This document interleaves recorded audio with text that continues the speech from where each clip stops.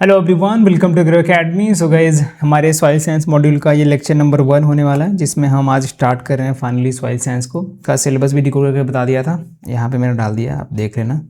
ठीक है, तो ये डाउनलोड कर लेना, आपको अटैचमेंट मिल जाएगा। तो स्टार्ट करने से पहले यही रहता है कि कोई भी सॉइल साइंस पढ़ने जा रहा है तो इन 4 चीज़ों में डिवाइड कर ले अपना पार्ट, क्योंकि कुछ चीज़ों को आप लंबा लग रहा है, कोई ब्रॉड सब्जेक्ट लग रहा है, तो उसको पार्ट वाइज डिवाइड करके आप पढ़ेंगे।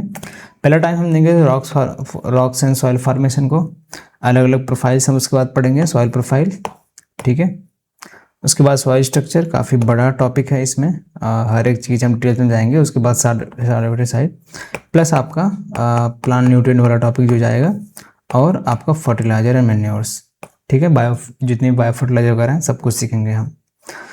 तो ये सब्जेक्ट काफ़ी इंटरेस्टिंग लगता है मुझे, और मेरे फर्स्ट सेमेस्टर में सॉइल में ही बैक लगा था, तो मुझे काफ़ी दोबारा पढ़ना पड़ा था इसको।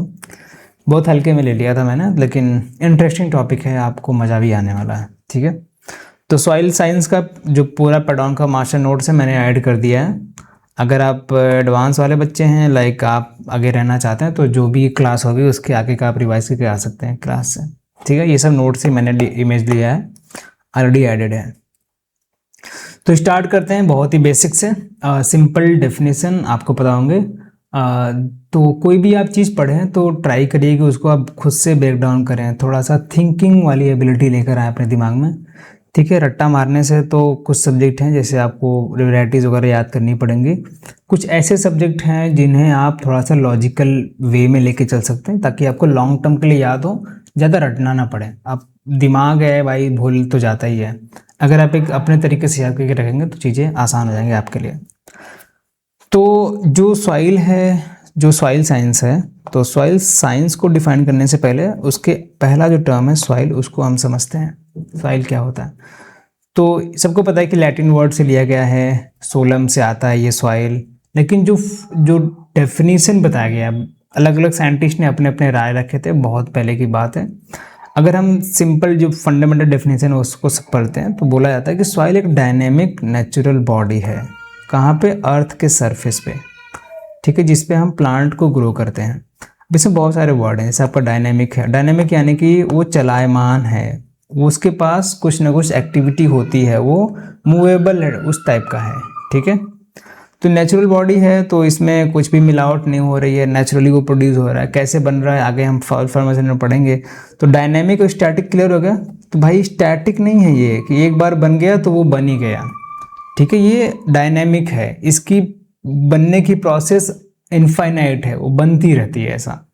ठीक है, और अर्थ के सरफेस पे होता है, ये सब क्राइटेरिया। तो सॉइल होने के लिए भी साइंटिस्टों ने बताया कि ये चीज़ें मायने रखनी चाहिए। अगर आप सॉइल को डिफाइन करना चाहते हैं तो वो नेचुरल होना चाहिए, लिविंग ऑर्गेनिज्म उसमें पाए जाने चाहिए, और डायनेमिक होना चाहिए। ठीक है, एक तरीके से लिविंग सिस्टम ही बोला जाता है। तो अगर आप गौर करेंगे तो साइंटिस्टों ने बोला कि भाई ये लिविंग थिंग्स है। ठीक है, लिविंग सिस्टम के रूप में हम सॉइल को देखते हैं। तो आपके दिमाग में जरूर क्वेश्चन आना चाहिए कि हर एक चीज जो भी लिविंग बॉडी है उसमें सेल जरूर से जरूर पाया जाता है। Every living body has made up of cell. तो साइंटिस्ट ने बता दिया कि भाई ये नेचुरल लिविंग बॉडी है, तो क्या इसमें सेल होगा?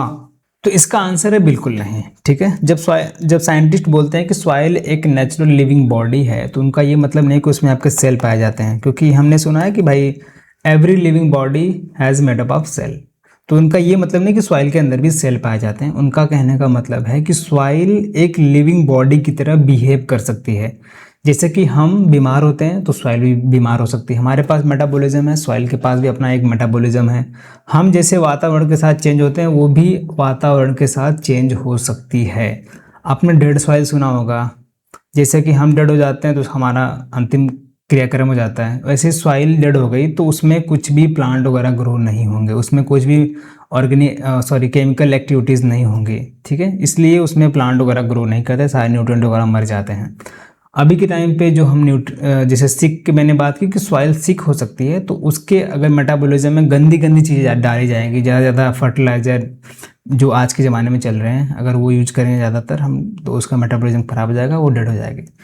तो अगर आप कोई भी 1 ग्राम हेल्दी सॉइल टेस्ट करना चाहते हैं तो उसमें आपको 10 बिलियन से भी ज़्यादा बैक्टीरियल सेल देखने को मिलेंगे सिर्फ और सिर्फ 1 ग्राम हेल्दी सॉइल के अंदर।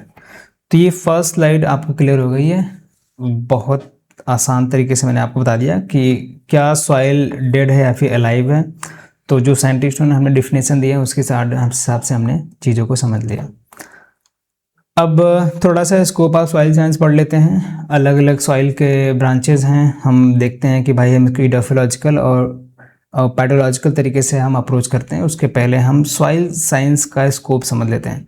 सॉइल आपने समझ लिया, अगर हम उसमें साइंस ऐड कर दें, साइंस जो वर्ड है वो ऐड कर देते हैं तो क्या बन के आता है, तो वही आपका अलग अलग स्कोप निकल के आता है कि अगर हम सॉइल साइंस पढ़ रहे हैं तो उसमें हम उसकी soil fertility, soil chemistry, soil physics, soil microbiology, soil conservation और पैडोलॉजी के बारे में हम सीखते हैं।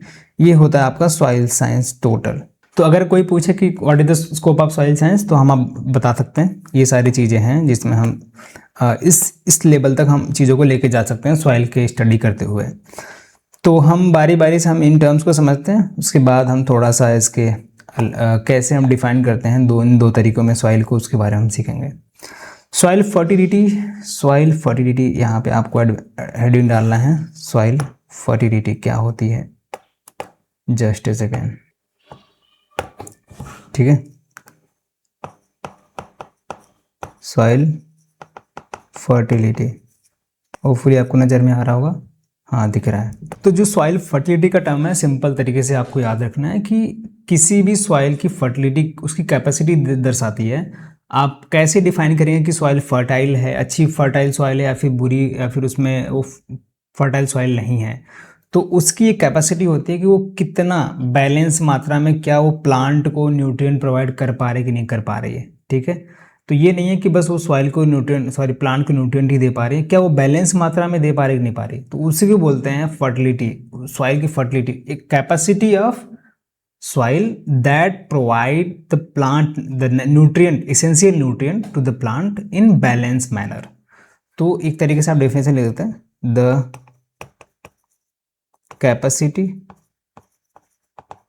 capacity of soil that provide a essential nutrient in balanced manner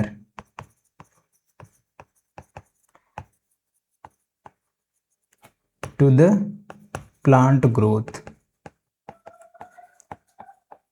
ठीक है, सिंपल है। उसकी कैपेसिटी बताने हमें पता होनी चाहिए।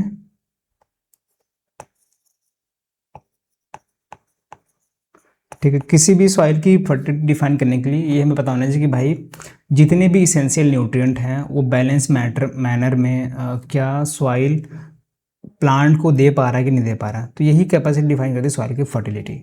ठीक है, हमारे पास, हमको पता है कि हमारे पास टोटल 17 इसेंशियल न्यूट्रिएंट हैं। कुछ माइक्रो में आते हैं, कुछ माइक्रो में आते हैं। हम आगे इसको अच्छे से पढ़ने वाले हैं। ठीक है, तो अगर आपको पता हो तो बता सकते हैं कि भाई माइक्रो में कौन कौन से आते हैं, माइक्रो में और माइक्रो में। तो माइक्रो में सबको नंबर पता है, N P K Ca Mg Mgs। Micro में आपके आयरन, निकिल, मैग्नीज, जिंक हो गया, कॉपर और निकिल तो हमने लिख लिया। और क्या होता है, बोरान, मॉलिब्डेनम और आपका कैल्शियम। तो ये सारे आपके माइक्रो में आ जाते हैं, ये आपका माइक्रो में आ जाते हैं। हम इसको डिटेल्स में प्लांट न्यूट्रिएंट वाले टॉपिक में पढ़ेंगे। और क्या ये किनके क्या मतलब कि अगर इनकी कमी हो गई है, कौन से मोबाइल हैं पढ़ने वाले हैं। ठीक है, ठीक है। सॉइल फर्टिलिटी आपको क्लियर हो गई। नेक्स्ट टर्म सॉइल केमिस्ट्री थोड़ा देखते हैं। सॉइल केमिस्ट्री हेडिंग डाल लीजिए आप लोग, सॉइल केमिस्ट्री। तो सॉइल केमिस्ट्री क्या होती है, केमिस्ट्री आपने 12th में देखा होगा कि जहाँ भी केमिस्ट्री का नाम आता है बच्चे घबराने लगते हैं रिएक्शन वगैरह के बारे में। तो जितने भी रिएक्शंस वगैरह हो रहे हैं सॉइल में, ठीक है, केमिकल रिएक्शन जो भी सॉइल में हो रहे हैं वो आपका सॉइल केमिस्ट्री के अंडर में आने वाला है। एक पीएच है सबसे बड़ा वेरिएबल। हम देखते हैं कि अगर पीएच की मात्रा, जो पीएच का रेंज होता है 0, यहाँ पे 7, यहाँ पे 14, तो ये आपका न्यूट्रल होता है, सॉरी, ठीक है। यहाँ पे बेस की मात्रा बढ़ जाती है, यहाँ पे एसिड की मात्रा बढ़ जाती है। तो ये रेंज थोड़ा, यहाँ पे एसिडिटी कम हो रही है, यहाँ पे न्यूट्रल जा रही है, यहाँ पे बेसिडिटी बढ़ रही है। इस तरीके से हम अब पीएच का रेंज जो हम देखते हैं, तो सॉइल पीएच जितनी भी माइक्रोबियल एक्टिविटी हो रही है सॉइल में उसको डिफाइन करता है, उसको मेजर करता है। उसके साथ साथ जितने भी न्यूट्रिएंट अवेलेबिलिटी है, जैसे कि हम एग्जांपल लेते हैं, अगर किसी भी सॉइल का पीएच बहुत हाई है तो उसमें कुछ न्यूट्रिएंट अवेलेबल नहीं होंगे। कुछ न्यूट्रिएंट अवेलेबल होते हैं हाई पीएच पे, कुछ न्यूट्रिएंट अवेलेबल होते हैं लो पीएच पे, ठीक है, सॉइल के। तो ये थोड़ा सा इसमें समझने वाली बात है सॉइल केमिस्ट्री में। जितने भी माइक्रोबियल एक्टिविटीज़ अगर आप हम देखते हैं, जितना भी सॉइल केमिकल रिएक्शन वगैरह देखते हैं सॉइल में, तो सॉइल केमिस्ट्री में हम उसको पढ़ते हैं, ठीक है, सिंपल। उसके बाद थर्ड टर्म हम देखते हैं सॉइल फिजिक्स, आई थिंक रहा होगा, हाँ, सॉइल फिजिक्स। तो ये भी हम उस चीज़ को डिफाइन कर सकते हैं, सॉइल फिजिक्स,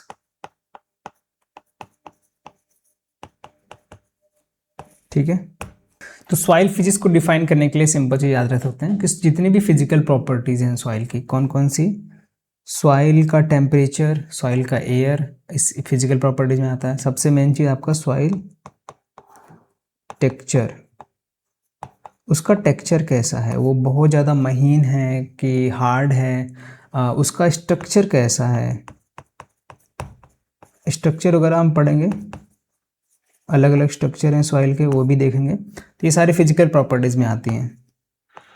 सॉइल टेम्परेचर या फिर जो हीट एब्जॉर्ब करने की जो कैपेसिटी है, उसमें एरेशन कितना अच्छा हो रहा है, ठीक है, और उसमें वाटर मूवमेंट कितना अच्छा हो रहा है, ये सारी चीज़ें सॉइल फिजिक्स में हम पढ़ते हैं, ठीक है, सिंपल है। जैसे आपने ब्लैक कॉटन सॉइल पढ़ा होगा कि उसके पास श्रिंक एंड स्वेल करने की एक अच्छी कला होती है, ठीक है, उसकी एक फिजिकल प्रॉपर्टी है, वो अपने आप को सेल्फ प्लॉइंग बोलती है। समर्स के टाइम पे उसमें क्रैक्स पड़ जाते हैं और जब बारिश वगैरह होती है तो वो स्वेल हो जाती है, ठीक है। बस ये याद रखना कि soil texture, soil structure, soil heat, aeration, water movement की जो स्टडी हम करते हैं ये आपका सॉइल फिजिक्स में आता है। मैंने एक एग्जाम्पल बता दिया आपको। नेक्स्ट कौन सा है, 4th नंबर, उसके बाद है आपका सॉइल माइक्रोबायोलॉजी। ये थोड़ा हम देखते हैं, माइक्रोबायोलॉजी, ठीक है। तो सिंपल है कि जितनी माइक्रोबियल एक्टिविटीज़ हो रही हैं सॉइल में, उनके क्या कौन कौन से टाइप हैं, वो सॉइल न्यूट्रिएंट के साइकिल में कैसे हेल्प कर रहे हैं, सॉइल हेल्थ को मेंटेन करने में कैसे हेल्प कर रहे हैं, वो सारे माइक्रोबियल जो एक्टिविटीज़ हो रही हैं, ठीक है। सिंपल एग्जांपल के तौर पे आप समझें कि जो हमारा लेग्यूम क्रॉप है उसके रूट्स में आप जो राइजोबियम बैक्टीरिया पाया जाता है वो नाइट्रोजन फिक्सेशन के लिए बहुत ज़्यादा कारगर साबित होता है, ठीक है। नाइट्रोजन N2 को NH4+ आयन अमोनियम आयन में कन्वर्ट करने में बहुत ज़्यादा हेल्प करता है, जो भी लेग्यूम्स के रूट्स होते हैं, ठीक है। ये नाइट्रोजन फिक्सेशन का सबसे बड़ा साथी होता है। अगर आप इसका इस्तेमाल करते हैं तो आपके खेत की जो फर्टिलिटी है बहुत ज़्यादा बढ़ जाती है। ये छोटे छोटे माइक्रोबियल एक्टिविटी ही सॉइल के हेल्थ को डिफाइन करते हैं। जो हम यूरिया वगैरह डाल रहे हैं, अगर आप लेग्यूम लगा के छोड़ दो उसके, अब बहुत ज़्यादा फ़ायदा करता है वो नाइट्रोजन फिक्सेशन में सॉइल के। तो सॉइल माइक्रोबायोलॉजी समझ गए आप। नेक्स्ट टर्म समझते हैं। नेक्स्ट टर्म क्या है, सॉइल कंजर्वेशन और पेडोलॉजी। सॉइल कंजर्वेशन सिंपल है कि भाई हमें सॉइल का कंजर्वेशन करना है, जितने भी हम देखते हैं चीज़ें कि इरोजन वगैरह हो रहा है उसको कैसे बचाना है, ठीक है। तो सिंपल आप हेडिंग डाल लीजिए 5 नंबर पे, सॉइल कंजर्वेशन। तो सिंपल टर्म है, सॉइल को कंजर्व करना है, जितने भी अलग अलग मेथड है उसका इस्तेमाल करके। सिंपल सिर्फ इंडिया की बात करते हैं तो हम 29% टोटल लैंड का हर साल जो इरोजन की वजह से हम खो देते हैं। काफ़ी बड़ा डाटा है और काफ़ी एक तरीके से साइलेंट क्राइसिस हम इसको मान सकते हैं सॉइल कटाव का, सॉइल क्षरण का। अब धीरे धीरे हमारी सॉइल जो है ऊपर का जो फर्टाइल सॉइल है वो अगर अब बह जाएगी तो हम कहाँ से उगाएंगे अच्छी क्रॉप्स, ठीक है। सॉइल हमारी कमज़ोर हो जाएगी, डेड हो जाएगी। तो सॉइल कंजर्वेशन भी हम सीखेंगे क्लास में। अभी हम 6th नंबर बात कर लेते हैं जो हमारा पेडोलॉजी था। पैडोलॉजी ही डिफाइन करता है भैया। हम इस सॉइल को दो तरीके से क्लासीफाई करते हैं, पैडोलॉजिकल और इडेफोलॉजिकल। तो पैडोलॉजी उसी पैडोलॉजिकल वर्ड से निकल के आया है। पैडोल, इसमें भी दो टर्म्स है आपका, पैडॉन प्लस लॉगी। तो पैडॉन का मतलब होता है स्मॉलेस्ट यूनिट ऑफ सॉइल, जो कि रिप्रेजेंट करता है सॉइल को। इसमें आपके सॉइल फॉर्मेशन कैसे हो रही है, उसकी मार्फोलॉजी, उसका क्लासिफिकेशन और उसका डिस्ट्रीब्यूशन अक्रॉस द लैंडस्केप, ये कैसे हो रहा है, हम इसको पैडोलॉजी में समझते हैं। ये आपका फंडामेंटल डेफिनेशन है पैडोलॉजी का। ठीक है, तो हमने स्टार्टिंग में डाला था आपके लिए नया जो स्लाइड है, इसको हम दो तरीके से स्टडी करते हैं, जो आप क्लासिफिकेशन के रूप में मान सकते हैं। क्लासिफिकेशन ऑफ सॉइल साइंस आपका पैडोलॉजिकल अप्रोच और एडाफोलॉजिकल अप्रोच। पैडोलॉजिकल अप्रोच क्या बोलता है, व्हाट इज सॉइल, सॉइल है क्या, उसका पूरा डेफिनेशन वगैरह हम सब कुछ सीखते हैं, सबका बताया। तो पैडोलॉजिकल अप्रोच में सिंपल टर्म याद रखना, व्हाट इज सॉइल, सॉइल के बारे में सब कुछ पढ़ते हैं। और एडाफोलॉजिकल अप्रोच में what can soil do, soil क्या क्या कर सकता है, ये आपका एडाफोलॉजिकल के रूप में हम इसको क्लासीफाई करते हैं। ठीक है, तो ये कुछ simple scope of soil science, उसको क्लासिफिकेशन मैंने बता दिया। हमारे पास है बेसिक, नेक्स्ट स्लाइड। पैडोलॉजी और एडेफोलॉजी को मैंने काफ़ी अच्छे तरीके से यहाँ पे आपके लिए बना के दे दिया है। और जो आपके सॉइल में लिविंग कम्युनिटीज़ हैं, living community of soil, soil flora, soil फोना, फंगीज और बाकी चीज़ जितनी भी होती हैं, यहाँ पे आपके लिए दे दिया है कितनी मात्रा में पाई जाती हैं। हालांकि ये ज़्यादा इंपॉर्टेंट है नहीं, मैंने जस्ट इन केस आपके बता दिया कि अगर आप एग्ज़ाम में जा रहे हैं तो एक बार देख लेना फ्लोरा फ्लोना होता क्या है। ठीक है, और पैडोलॉजी और डेफोलॉजी में क्या अंतर है, पैडॉन से बना हुआ है, ठीक है, ग्रीक वर्ड है ग्राउंड जिसे या फिर अर्थ बोला जाता है, और लोगोस मतलब कि उसकी स्टडी करना, बस ग्राउंड की या फिर अर्थ की स्टडी करना आपका पैडोलॉजी का डिफिनेशन बना देता है। तो ये सॉइल कैसे बना है और कैसे कैसे फॉर्म होता है, कैसे बना है, इसके बारे में हम पैडोलॉजी में पढ़ते हैं। ठीक है, तो जो आपके फादर हैं सॉइल फॉर्मेशन के, डॉकुचेव, सभी को पता है नाम काफ़ी बुक्स में भी दिया हुआ। तो इडेफोलॉजी आपका इडेफोज वर्ड से बना हुआ है, ग्रीक वर्ड है ये भी, इसको बोलते हैं सॉइल या फिर फ्लोर। और लोगोस उसकी स्टडी करना, सॉइल या फिर फ्लोर की स्टडी करना, सॉइल क्या क्या कर सकता है उसके बारे में, इससे प्लांट के साथ कैसा रिलेशन है उसका, ये सारी चीज़ें हम इडेफोलॉजिकल क्लासिफिकेशन में पढ़ते हैं। तो ये दो स्लाइड्स मुझे डालनी थी आपके लिए, तो ये जब भी आप ओपन करें इसको आप एक बार ज़रूर से याद कर लें। ठीक है, यहाँ पे कुछ क्वेश्चंस हैं आज की क्लास के लिए, जो भी हमने क्लास में पढ़ा। हमने आपको बताया नहीं कि एक साइंटिस्ट थे, concluded that increase in the dry matter production of plant comes primarily from water. The scientist Van Helmont concluded that increase in dry matter production of plant comes primarily from water. तो ये इन्होंने conclude किया था किसने, van Helmont में। तो ऐसे मैंने जनरल क्वेश्चन डाल दिया, अगर मे भी बने तो आप इसको कर ले जाएं। Soil map of India based on characteristics was first prepared by, किसने बनाया था, तो ये मैडम सुलैसली ने पहले इसको बनाया था। ठीक है, सबसे पहले प्रिपेयर किया था। क्वेश्चन नंबर 3 जो कि डेफिनेशन है, the science which deal with the genesis, survey and classification of soil is known as, तो ये आपको बताना है मुझे कमेंट में। ठीक है, अभी हमने डेफिनेशन पढ़ा, उसके बारे में आपको बताना है। उसके बाद मैंने एक स्लाइड डाला था बेसिक्स जो है सॉइल साइंस के बारे में, आपको पता, हमने अभी डिफाइन कर दिया कि सॉइल क्या होता है, यहाँ से डायरेक्टली क्वेश्चन बने थे आपके। अगर हम बात करें मिनरल मैटर, ऑर्गेनिक मैटर के, जो कि प्रेजेंट होते हैं लिविंग फॉर्म में, कितने होते हैं, सिंपल आपके पता होने चाहिए। जो 100% का जो एक ग्रुप बनता है उसमें आपका 25% सॉइल वाटर को जाता है, 25% सॉइल एयर को, 45% मिनरल मैटर में। मिनरल मैटर में प्राइमरी एग्जांपल हम देखते हैं तो क्वार्ट्ज, बायोटाइट, मस्कोविट, और सेकेंडरी एग्जांपल में जो मिनरल मैटर में होता है ये आपके अलग अलग हैं। हम नेक्स्ट क्लास में डिटेल में पढ़ेंगे। आज की क्लास को यहीं पे हम एंड करते हैं। अगली क्लास में हम आगे के जो भी डिफिनेशन वगैरह हैं वो देखेंगे। तो सॉइल साइंस का डिफिनेशन में डाल दिया, पैथोलॉजी का डिफिनेशन, प्रॉपर्टीज ऑफ सॉइल और इट्स मैनेजमेंट। ठीक है, आगे हम यहीं शुरू करेंगे। तो ये पैथोलॉजी का डिफिनेशन 2024 में पूछा गया था, डायरेक्टली डेफिनेशन जो मैंने स्टार्टिंग में क्वेश्चन डाला था वही एग्जैक्ट क्वेश्चन आया हुआ था।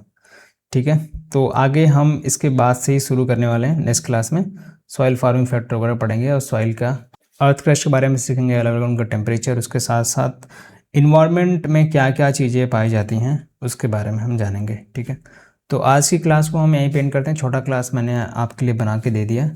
सिंपल जो फर्स्ट क्लास आप देख रहे हैं इसको एक बार रिवाइज कर लेना, और जो भी आपके पास PDF है यहाँ तक एटलीस्ट देख के आना। नमस्कार साथियों, स्वागत है आप सभी का लेक्चर नंबर 2 में। सॉइल साइंस मॉड्यूल का लेक्चर नंबर 2 होने वाला है ये, जिसमें हम कुछ चीज़ों के बारे में बात करेंगे। ये भी क्लास बहुत लंबी नहीं होने वाली है, लेकिन हर एक चीज़ को हम बेसिक से धीरे धीरे लेकर आगे हम बढ़ने वाले हैं। ठीक है, evolution and structure of the earth, जिसमें हम बाकी अलग अलग आपके जो स्फीयर्स होते हैं अर्थ क्रस्ट के बारे में, ओरिजिन्स कहाँ से हुआ था और बाकी कितने उसमें एलिमेंट वगैरह पाए जा रहे हैं उसके बारे में डिस्कस करेंगे। ठीक है, तो कल हमने बेसिक डिस्कस कर लिया था, होपफुली आपने क्लास रिवाइज कर लिया होगा।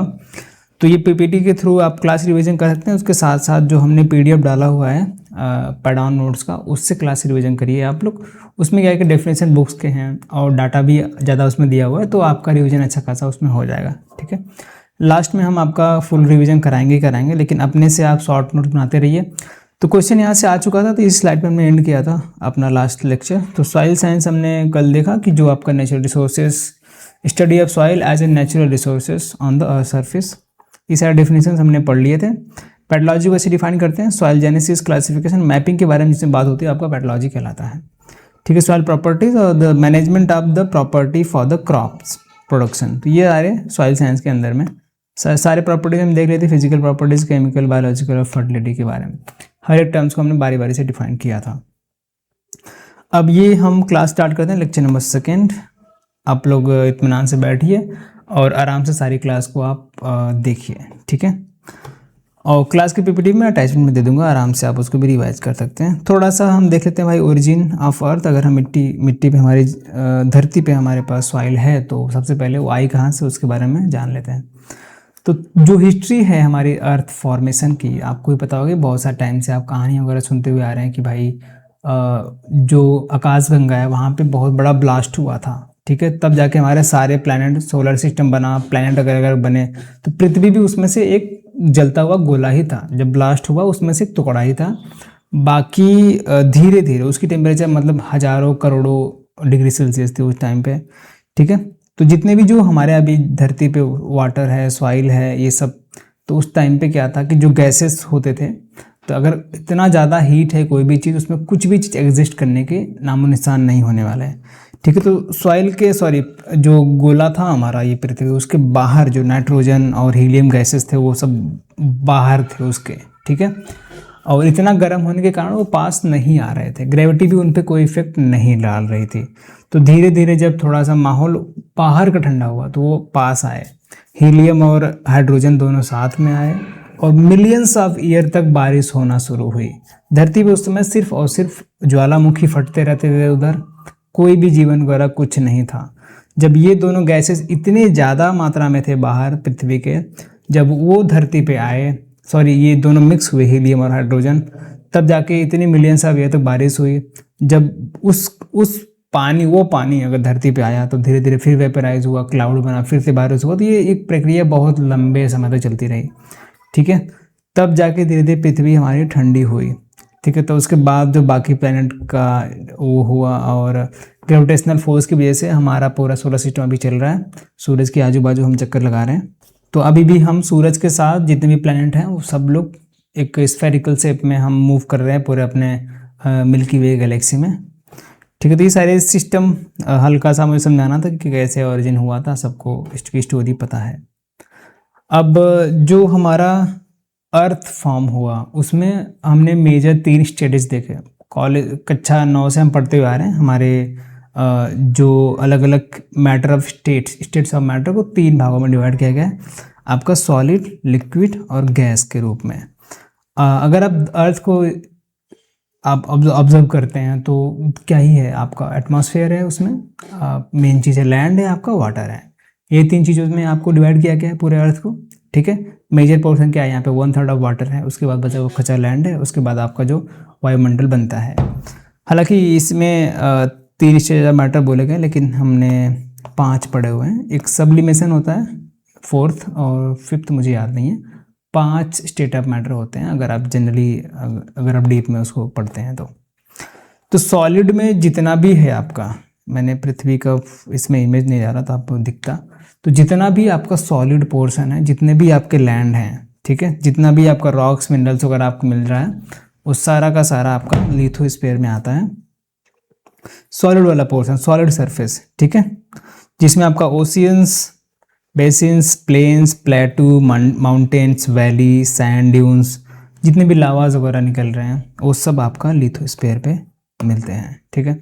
उसके बाद लिक्विड वाला portion, 1/3 of the earth surface, 70% हमारे पृथ्वी पे पानी है। अगर हम अभी भी डीप ओशियन में जाते हैं तो हमारा अभी तक जो डेप्थ हमने खोजा है मैक्सिमम 9.6 किलोमीटर तक ह्यूमन की रेंज पहुंची है, अगर हम हाइड्रोस्फीयर की बात करते हैं तो, ठीक है। ये बहुत बड़ी मिस्ट्री है इंडिया में, अर्थ के जितना अंतरिक्ष में जितनी चीज़ें हम एक्सप्लोर कर चुके हैं, उतना हम डीप सी तक नहीं कर पाए हैं। अभी तक ह्यूमन की उतनी कैपेसिटी नहीं हुई है। हम अभी तक तो पूरे पृथ्वी में हमने होल भी नहीं कर पाए कि इस पार तो उस पार तक देख लें क्या होता है। तो अभी हम आगे पृथ्वी के अर्थ क्रस्ट तक चलेंगे और आपको दिखाएंगे क्यों पॉसिबल नहीं हो पाया अभी तक। उसके बाद पूरा हमारा एटमॉस्फेरिक सिस्टम, जिसमें आपको वेरियस गैसेस लाइक N2 सबसे ज़्यादा मात्रा में मिलता है, O2 है हम जिससे सांस ले पा रहे हैं, अदर गैसेस में आपका 1% आता है, ठीक है। तो ये सब वाटर मॉलिक्यूल, डस्ट वगैरह, तो जो गैसेस वगैरह हैं आपके एटमॉस्फेयर में मिलते हैं, ठीक है। सिंपल डिवीज़न आप समझ गए अर्थ सरफेस का। अब जैसे जो हमारा एटमॉस्फेयर है, मेन चीज़ हम यहीं पे जीवन है, जीवन तो यहीं पे है, मतलब कि पूरा जो हमारा बायोडाइवर्सिटी है सब कुछ एटमॉस्फेयर में ही है। तो इसको स्टडी करते हैं कि जो एटमॉस्फेयर का मेन कंपोजिशन है उसमें क्या है। अभी हमने पीछे देखा 78% N2 है, जो कि एमिनो एसिड के लिए एसेंशियल्स होता है आपका N2। उसके बाद है oxygen 21% required for the respiration and combustion, main काफ़ी इंपॉर्टेंट है ये। उसके बाद आप 0.03% कार्बन डाइऑक्साइड, जो कि प्लांट वगैरह लेते हैं और अपना खाना वगैरह बनाते हैं। इनर्ट गैसेस में नियॉन, हीलियम, क्रिप्टॉन, जेनॉन, ये सारे प्रेजेंट होते हैं इनर्ट गैसेस के रूप में। तो बहुत इन इसमें रॉकेट साइंस है नहीं, सिंपल आपको याद रखना है कि अर्थ एटमॉस्फेयर में क्या कंपोजिशन पाए जाते हैं। अगर बाई चांस किसी एग्जाम में क्वेश्चन पूछ लिया कि बताइए कि N2 की मात्रा कितने % होती है हमारे एटमॉस्फेयर में, तो आपको परसेंटेज पता होने चाहिए, ठीक है। तो कौन कौन से इनर्ट गैस पाए जाते हैं, ये आपको ये नाम पता होना चाहिए, neon, helium, krypton and xenon, ठीक है। तो बस एक सिंपल तरीके से आप इसे याद रख सकते हैं, और 1-2 बार जनरल चीज़ें हैं, मैक्सिमम बच्चों को याद ही रहती हैं, तो मुझे नहीं लगता कि आपको इसमें दिक्कत आने वाली है, ठीक है। ये स्लाइड समझ के सिंपल था। अब जैसे जैसे हम लोग एटमॉस्फेयर में ऊपर जाते हैं तो हवा पतली होती जाती है, ठीक है। तो इसलिए हमने एटमॉस्फेयर को अलग अलग भागों में डिवाइड कर दिया। कहीं पे टेम्परेचर बहुत हाई हो जा रहा है, कहीं पे बहुत कम हो जा रहा है, कहीं पे तो भाई पूरा बर्फ़ ही बर्फ़ है। तो इसको हमने अलग अलग लेयर में डिफाइन किया हुआ है, ठीक है। तो ये हो गया एटमॉस्फेयर कंपोजिशन। अब एटमॉस्फेयर को हम लोग अलग अलग लेयर में डिवाइड करते हैं, ठीक है। जैसे कि आपको सबसे पहला जो लेयर है ट्रोपोस्फेयर, जैसे आप अर्थ के सरफेस से 11 किलोमीटर तक आप इसको ट्रोपोस्फेयर बोल सकते हैं, जिसका टेम्परेचर आपका 15 से -56 डिग्री सेल्सियस तक रहता है, ठीक है। 80% ऑफ एटमॉस्फेरिक मास, जो हमारा पूरा एटमॉस्फेयर है उसका 80% मास आपको ट्रोपोस्फेयर में देखने को मिल जाएगा। इसका जो लैप्स रेट है, यानी कि डिस्टेंस के साथ जो टेम्परेचर चेंज होने की एबिलिटी है, वो लैप्स रेट कहलाता है। वो होता है आपका 0.6 डिग्री सेल्सियस, यानी कि प्रत्येक 100 मीटर पे हमारा 0.6 डिग्री सेल्सियस इसमें टेम्परेचर का बदलाव होता है, ठीक है। इसका जो टॉप पोर्शन होता है ट्रोपोस्फेयर का, हमारी अर्थ सरफेस, ये हमारा ट्रोपोस्फेयर है, ठीक है। ये पूरा ट्रोपोस्फेयर है। इसका जो टॉप पोर्शन होता है इसको हम बोलते हैं tropopause, on the top, at the top. ऐसा कुछ क्वेश्चन अगर बनता है कि ट्रोपोस्फेयर के जो सबसे एबव लेयर होता है उसको क्या बोलते हैं, ट्रोपोपॉज, ठीक है। इसका लैप्स रेट कितना होता है ये हमने देख लिया, तो ये आप इसको हाईलाइट कर सकते हैं, इसको आप याद रख सकते हैं। उसके बाद स्ट्रेटोस्फेयर, उसके ऊपर का लेयर 11 से लेकर आप 50 किलोमीटर तक आप जाते हैं, ठीक है, तो आपका बन जाता है ये स्ट्रेटोस्फेयर, ठीक है। तो यहाँ पे आपका ओजोन लेयर पाया जाता है। ओजोन लेयर आपने बचपन से ही पढ़ा है, क्या होता है, जो आपकी जो हानिकारक किरणें हैं अल्ट्रावायलेट रेज, उसको ये ऑब्जॉर्व कर लेती है, हमारी बॉडी तक नहीं पहुँचने देती है, ठीक, काफ़ी अच्छी चीज़ है। और हम बचपन से पढ़ रहे हैं कि हमारे टीचर बताते हुए आ रहे हैं कि भाई ओजोन लेयर क्षरण हो रहा है, ओजोन लेयर में छेद हो रहे हैं, इतनी गंदी गंदी चीज़ें हैं हमारे एटमॉस्फेयर में, सब कुछ धुआं वगैरह होता है जो उसकी वजह से ओजोन लेयर हमारे कट रहे हैं, और जो ख़राब वाली रेज़ हैं हमारी बॉडीज़ पे आ रही हैं, हमको स्किन कैंसर वगैरह हो रहा है। हालांकि कुछ हद तक इफ़ेक्ट तो होता ही है, बाकी हमारे जो बैड इन्वायरमेंट प्रैक्टिसेस हैं उसकी वजह से। टेम्परेचर यहाँ पे -52 से -0 डिग्री सेल्सियस, ठीक है। केमिकल्स में आपका ओजोन मेन यही पाया जाता है, ठीक है। टेम्परेचर यहाँ पे बढ़ता है एल्टीट्यूड के साथ, और जो टॉप पोर्शन होता है इसका ट्रोपोस्फेयर का, उसको बोलते हैं स्ट्रेटोपॉज, सॉरी स्ट्रेटोस्फेयर का स्ट्रेटोपॉज, मेसोस्फेयर का सॉरी ट्रोपोस्फेयर का ट्रोपोपॉज, स्ट्रेटोस्फेयर का स्ट्रेटोपॉज, सिंपल समझ के। उसके बाद और ऊपर हम जाते हैं मेसोस्फेयर्स में। यहाँ पर टेम्परेचर बहुत तेज़ी से घटता है, इसमें टेम्परेचर तेज़ी से बढ़ता है एल्टीट्यूड के साथ, इसमें क्या है कि घटता है, ठीक है। यहाँ पे हवा क्या होती है, पतली हो जाती है धीरे धीरे। आपने अगर आयरन मैन मूवी देखी होगी तो जो वह फर्स्ट आयरन मैन फर्स्ट में वो अपना एक सूट बनाता है, उसको पेंट वगैरह नहीं करके रखता है, लेकिन उसकी कैपेसिटी चेक करने के लिए रॉबर्ट डाउनी जूनियर, जो आपका टोनी स्टार्क है, वो उसको लेके जाता है एकदम ऊपर तक उसकी कैपेसिटी चेक करने के लिए। जैसे ही वो बादलों में उसके इस मेसोस्फेयर में घुसता है, उसका पूरा सूट बर्फ से जम जाता है, ठीक है।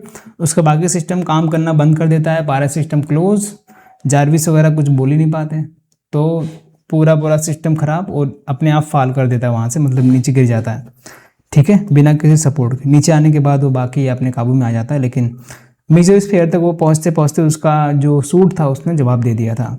तो इसलिए इसमें अगर आप धीरे धीरे आगे बढ़ते हैं तो यहाँ पे हवा पतली हो जाती है, और ओजोन यहाँ पे ओजोन डिक्रीज रैपिडली, ओजोन भी यहाँ पे घट जाता है, और इसका जो टॉप पोर्शन होता है मेसोस्फेयर का, इसको मेसोपॉज बोलते हैं, ठीक है। तो हवा पतली होने का क्या मतलब है कि यहाँ पे आप सांस नहीं ले सकते जनरली, ह्यूमन की बात करें तो, ठीक है।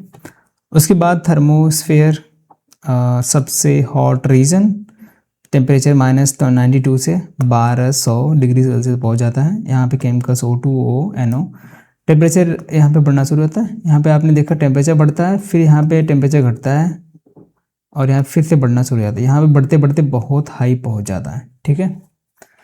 तो इस तरीके से इन 4 लेयर्स में डिवाइड किया गया है। हालांकि क्वेश्चंस आएंगे नहीं, बस ये ट्रोपोस्फेयर के याद रखना लैब सेट कितना होता है, और अगर पूछे बाई चांस कि ओजोन लेयर किस स्फेयर में पाया जाता है आपका, तो आप बता सकते हैं स्ट्रेटोस्फेयर, ठीक है। बाकी मुझे लगता है कि नंबर वगैरह पूछेंगे, टेम्परेचर पूछेंगे आप सभी से, इतना स्टैंडर्ड तो नहीं गिराएंगे हम जहाँ तक सोच रहे हैं। हाँ, और थर्मोस्फेयर को हम आयनोस्फेयर भी बोलते हैं, ये भी आप चीज़ याद रख सकते हैं, ठीक है। तो ये कुछ इंपॉर्टेंट चीज़ें थी आपके लिए इस स्लाइड में, जो मैंने बता दिया हाईलाइट करके।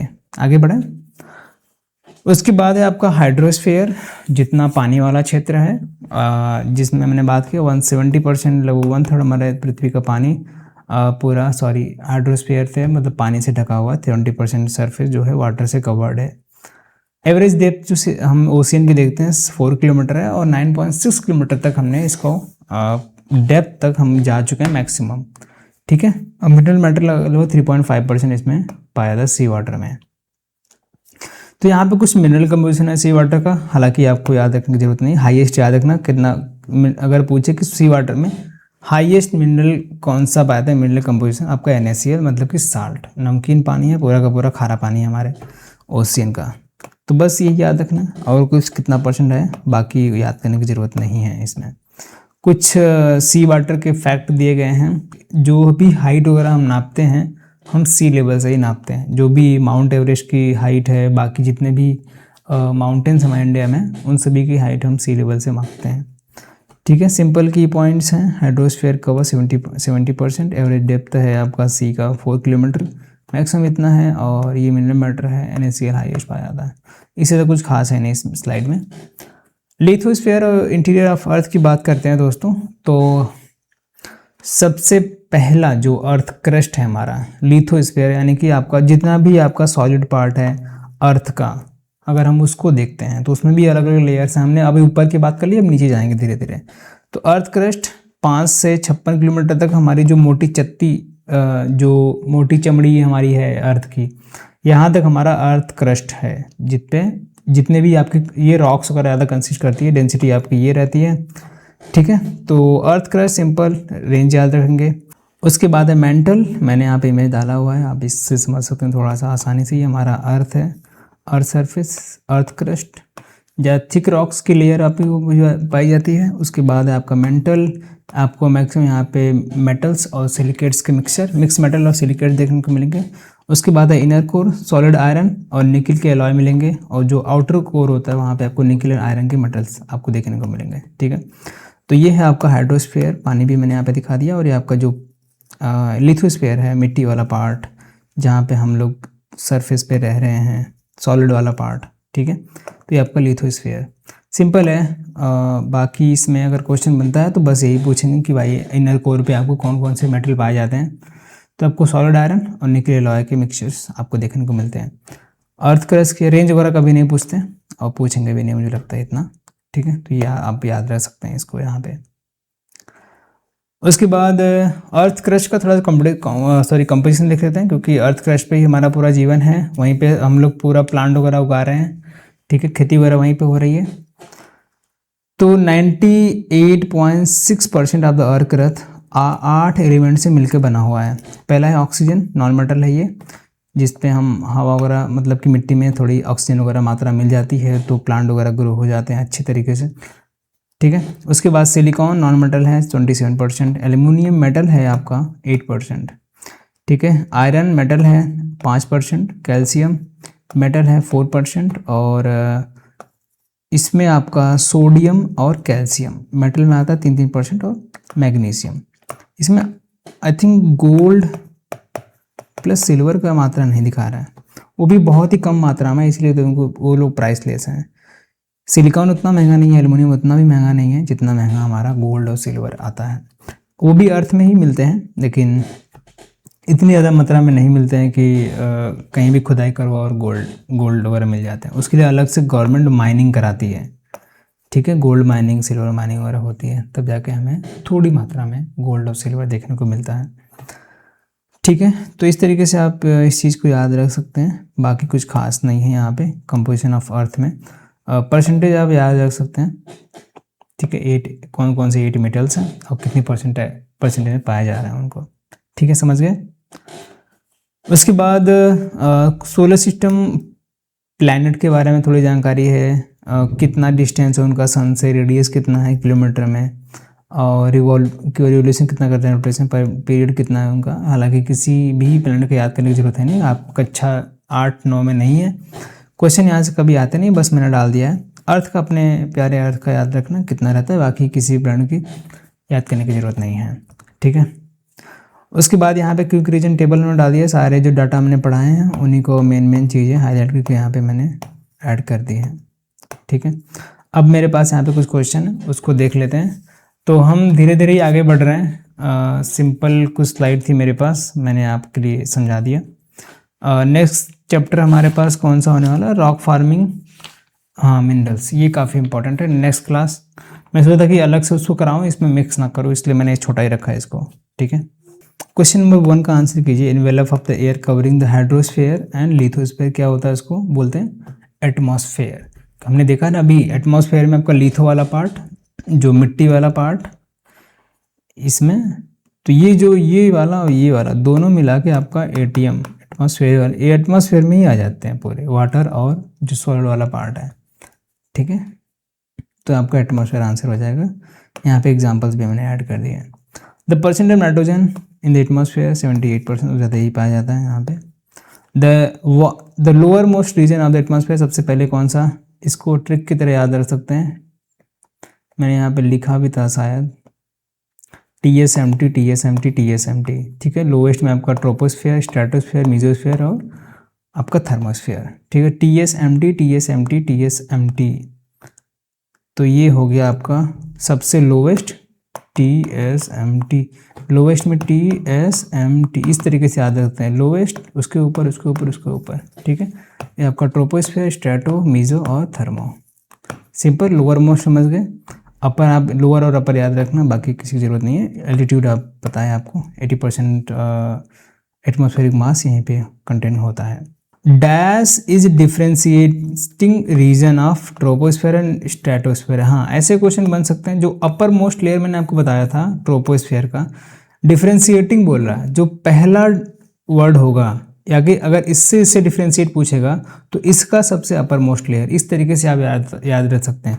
अगर आपका ट्रोपो और स्ट्रैटो के बीच का डिफ्रेंशिएटिंग पूछ रहा है, स्ट्रैटो से मीजो का पूछ रहा है, तो इसका सबसे अपर मोस्ट लेयर है स्ट्रैटोपोज पॉज। अब ट्रोपोस्फेयर का हमने सबसे ऊपर का लेयर का देखा था ट्रोपोपॉज, जो कि इन दोनों का डिफ्रेंशिएटिंग रीजन माना जाता है। सिंपल, तो इस तरीके से आप बाकी लेयर को डिफ्रेंशिएट कर सकते हैं, और मैंने उसको बताया था कौन सा रीजन उसको बोलते हैं, ठीक है। The temperature increase in the thermosphere is related to the absorption of solar radiation by molecular oxygen and nitrogen, ये आपका करेक्ट ऑप्शन है। क्वेश्चन नंबर 6 पूछ रहे हैं, the troposphere is characterized by study decrease in temperature with altitude averaging 0.6 degree Celsius per 100 metre, this known as. हमने आपको यहाँ पे बताया था कि भाई जो लैप्स रेट होता है उसका ही डिफिनीशन दिया गया है, और डिस्टेंस के साथ चेंज होना है टेम्परेचर में, क्या बोला था, क्या कहा जाता है, आपका लैप्स रेट, उसी का डिफिनीशन दिया गया है यहाँ पे, ठीक है। एक मिनट, हाँ जी। Question number 7, the average content of minerals matter in the sea water कितना होता है, 3.5%। क्वेश्चन नंबर 8 में पूछ रहे हैं, most abundant metallic element occurring in the earth crust. Earth crust में सबसे ज़्यादा प्राचुर मात्रा में मोस्ट एम्बुडेंट एलिमेंट की बात हो रही है ना, सॉरी मेटल की बात हो रही है इन अर्थ क्रस्ट। तो मेटल के रूप में हमारे पास है एल्युमिनियम। और यहाँ पे अगर सिर्फ एलिमेंट पूछे, मोस्ट एम्बुडेंट एलिमेंट हमारे पास क्या था, हमने क्या देखा था, ऑक्सीजन, है ना। अर्थ क्रस्ट में सबसे ज़्यादा एम्बुडेंट एलिमेंट हमारे पास ऑक्सीजन था, ठीक है। ये अर्थ क्रस्ट में सबसे ज़्यादा ऑक्सीजन था हमारे पास, एम्बुडेंट सबसे ज़्यादा प्राचुर मात्रा में ऑक्सीजन, ये एलिमेंट में आएगा, तो ये एलिमेंट में आएगा ऑक्सीजन। अगर मेटल में पूछेगा तो आपका एल्युमिनियम है, और सेकंड नंबर पे आपका आयरन है, ठीक है। ये मेटल में आएंगे, ये एलिमेंट में आएगा, ठीक है। तो ये क्वेश्चन आपको याद रखना, ऐसे क्वेश्चन कभी कभार फंसाने के लिए एग्जामिनर दे सकता है, ठीक है। सिंपल, तो most abundant metal earth crust में आपका एल्युमिनियम, सेकेंड नंबर पे आयरन, और मोस्ट एम्बुडेंट एलिमेंट, ठीक है, वो आपका ऑक्सीजन। उसके बाद density of earth as a whole is कितना था, आप नंबर याद रख सकते हैं, रट्टा मारने वाली चीज़ें हैं। क्वेश्चन नंबर 10 में क्या पूछ रहे हैं, the sea water has higher specific gravity than terrestrial water because of higher salt content, ठीक है। क्वेश्चन नंबर 10, हाँ सॉरी 10 क्वेश्चन थे, हम 10 करा दिए, बाकी इसको आप रिवाइज करिए। हम कल काफ़ी इंपॉर्टेंट टॉपिक स्टार्ट करेंगे, आपका रॉक फॉर्मिंग मिनरल्स, कैसे रॉक वगैरह फॉर्म्स हो रहे हैं, उनके एग्जांपल्स, बाकी चीज़ें हम डिटेल्स में इत्मीनान से पढ़ेंगे। तो ये पीपीटी मैंने बना दिया था ताकि डाटा जो मिस ना हो, और कुछ जो चीज़ें लिखाने वाली होंगी हम लिखवाते चलेंगे साथ में आपको। बिना पीपीटी वाली भी क्लास रहेगी, ऐसा नहीं है सिर्फ पीपीटी चल रही है। कुछ जो समझाने वाले टॉपिक्स होते हैं उनको हम बाकायदे लिख के समझेंगे डायग्राम के साथ, जो आपके डाटा वाले टॉपिक्स हैं इस तरीके का आपको आराम से पीपीटी के थ्रू मैं समझा दूंगा, ठीक है। सो थैंक्स फॉर वॉचिंग, मिलेंगे नेक्स्ट क्लास के लिए, धन्यवाद।